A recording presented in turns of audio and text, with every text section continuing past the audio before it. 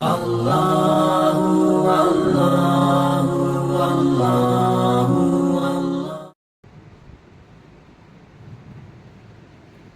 بسم اللہ الرحمن الرحیم۔ قال النبی صلی اللہ علیہ وسلم تعوذوا باللہ من النار او کما قال علیہ الصلاۃ والسلام۔ معزز حاضرین کرام، عزیزو، نوجوانوں، بزرگوں، دوستوں، رمضان المبارک میں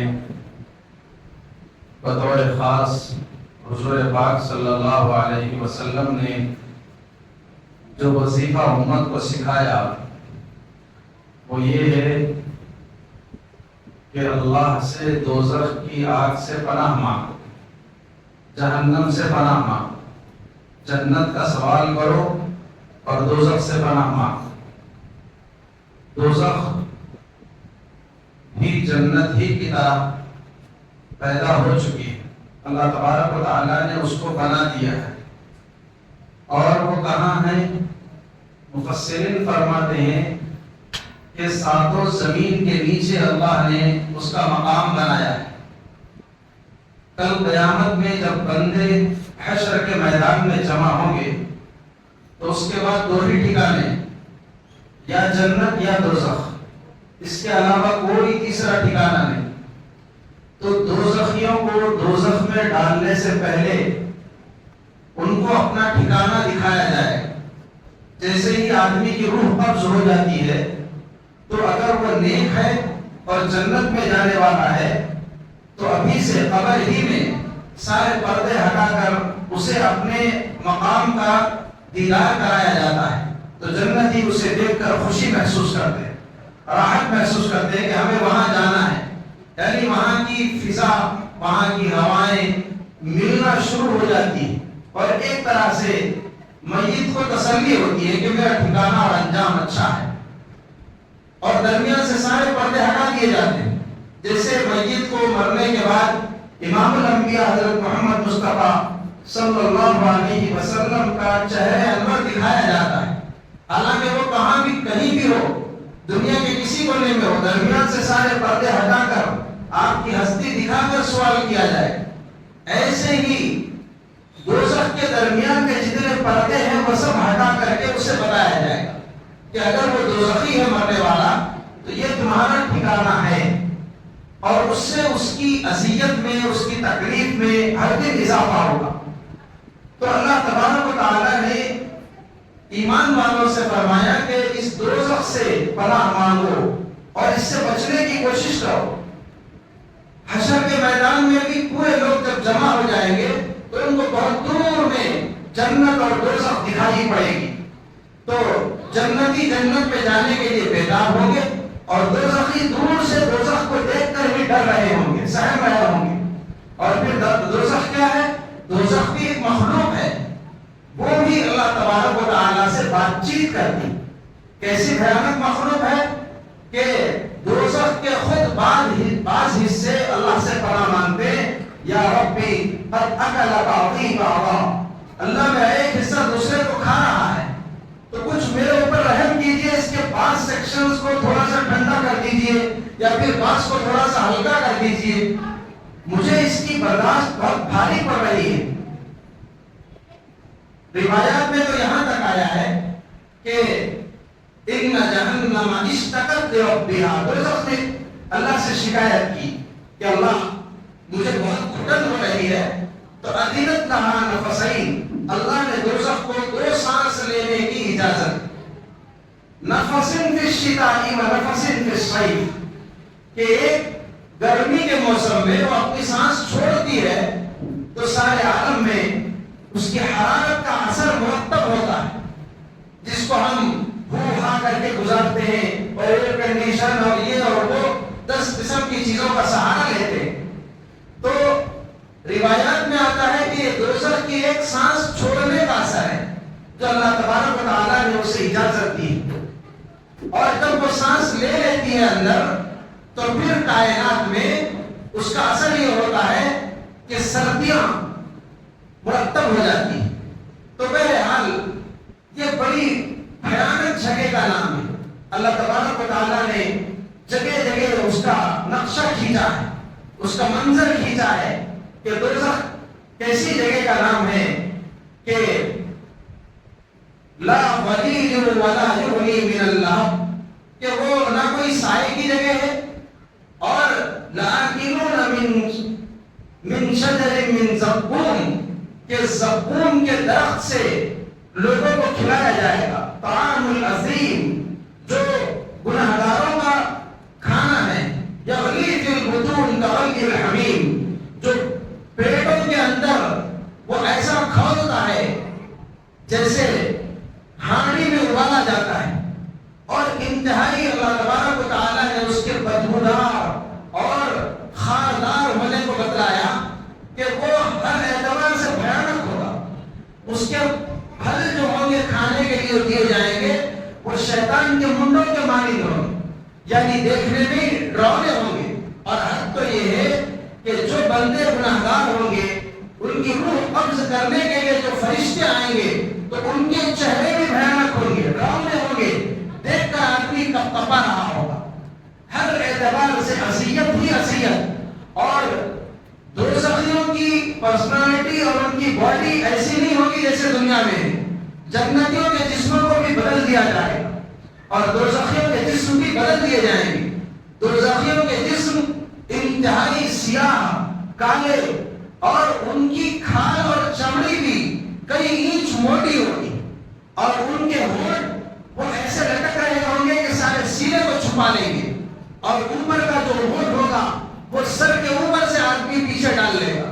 ایسے بھیانک چہرے کا اسے بنا دیا جائے گا.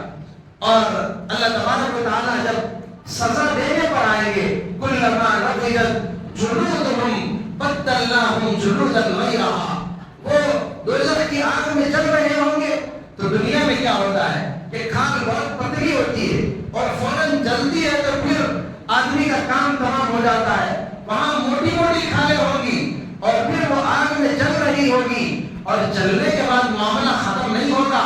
جیسے ایک کھال ختم ہوگی تو اللہ فوراً دوسری کھال چڑھا دے, پھر تیسری کھال چڑھا دیں گے. آدمی کی سب سے زیادہ سینسیٹیو جو چیز ہے وہ اس کی کھال ہوتی ہے, جو ساری چیزوں کو محسوس کرتی ہے. تو اللہ تبارک و تعالیٰ اس کھال پر بھی عذاب کو مسلط کر دے.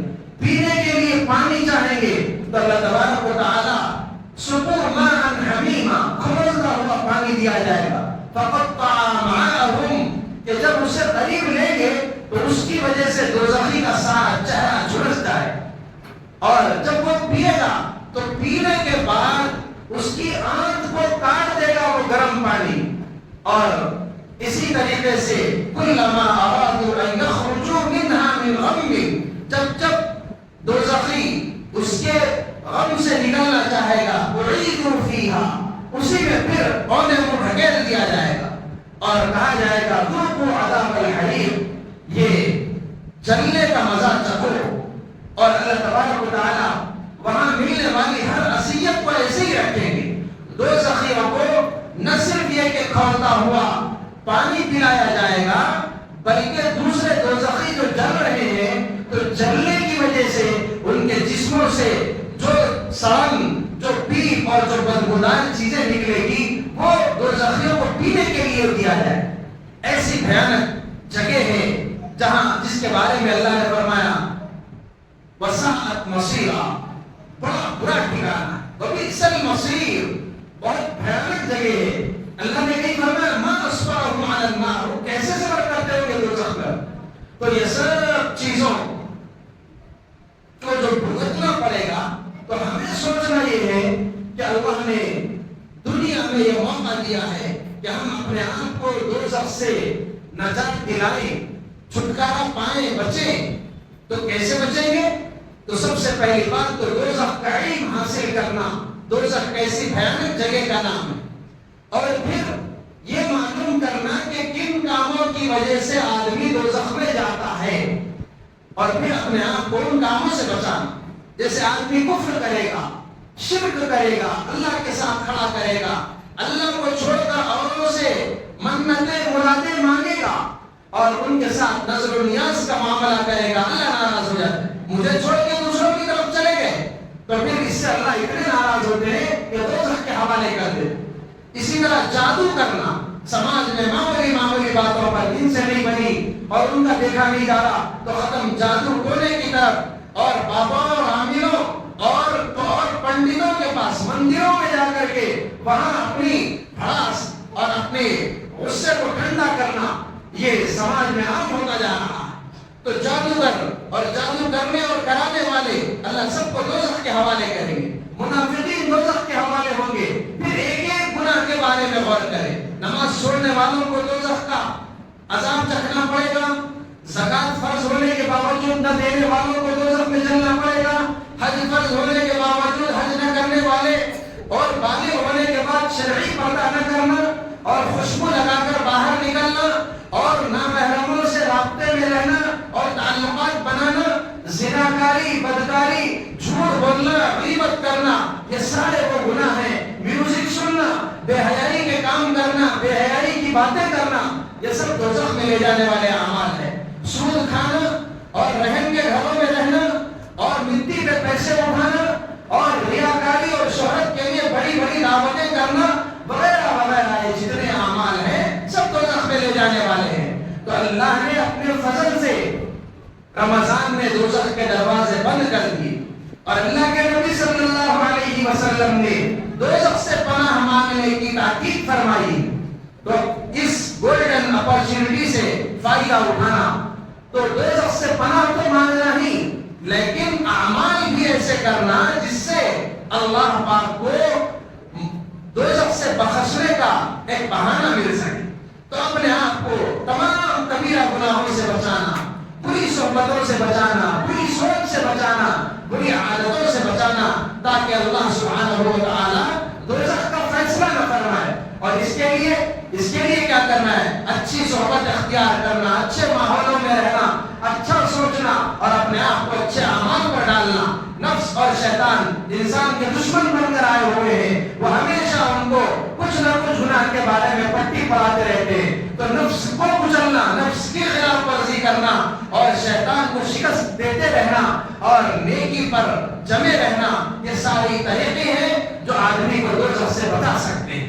تو بہرحال ہم مسلمانوں کو اس جانب بہت اہتمام سے توجہ دینا چاہیے کہ ہم دنیا کی معمولی سختیوں کو برداشت نہیں کر سکتے تو دوزخ کی سختی کو کیسے برداشت کریں گے؟ اس لیے نیکی اور شریعت کی جتنی پابندیاں ہیں سب قبول کر لینا، اس لیے کہ یہ آسان ہے اور دوزخ میں جانا بھیانک ہے. تو دنیا کی ہر دین کی خاطر، اللہ کی خاطر، دوزخ سے بچنے کی خاطر کوئی ٹف سے ٹف کام کرنا پڑے تو کر لینا، یہ آسان ہے، یہ کوئی زیادہ مشکل نہیں ہے. لیکن موت کی سختی بھیانک ہے، قبر کا عذاب اس سے بھیانک ہے اور دوزخ کا عذاب اس سے بھیانک ہے. اور اللہ نے رمضان دیا ہے انسانی چیزوں سے نجات دلانے کے لیے.